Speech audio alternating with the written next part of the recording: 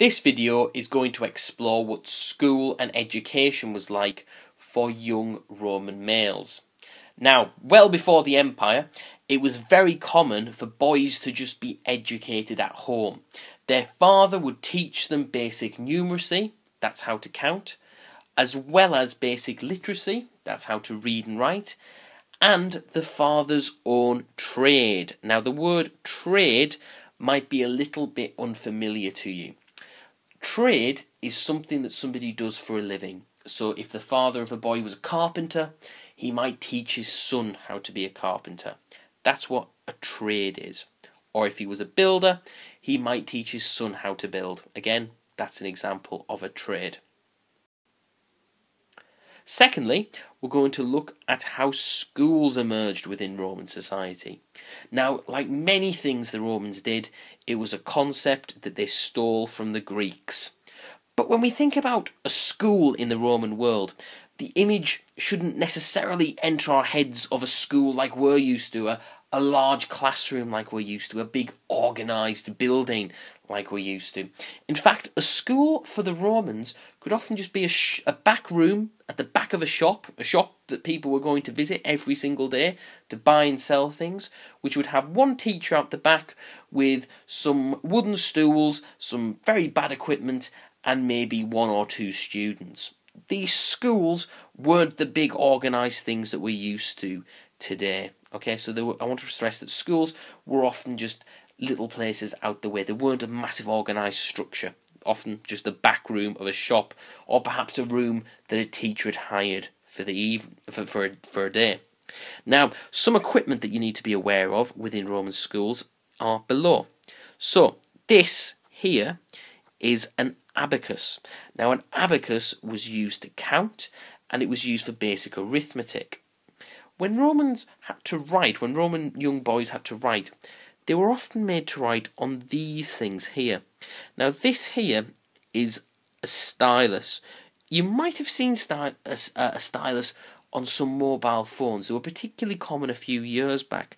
But this stylus here has a very sharp point at the end, and the wax you could write on very carefully with the sharp bit of the stylus. So you could write on this, and the beauty of a wax tablet was that you could just heat it up and resurface it or scratch it away and rewrite on it. So it was a device that you could use again and again and again, almost like the iPad of the ancient world.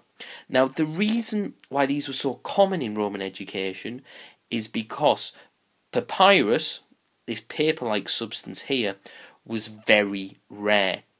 It was hard to manufacture, and it was expensive. Now, it wasn't particularly rare, maybe isn't the best word, it was just very expensive. So before you would let somebody write on this, or a student write on this, you'd have to know that they knew what they were doing on a wax tablet first, and that they'd written everything out correctly before they copied it up nice and neat onto the expensive papyrus. Now, these things can be used again and again. It's easy for a Roman teacher to get in there and correct mistakes, so actually they're quite a functional device. If a student makes a mistake with their writing, you can just wipe it out and make them write it again. So they have some advantages over papyrus.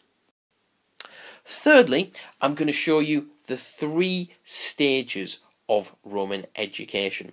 Now, the literator would teach young boys and girls as well to be educated together for the ages of 7 to 13.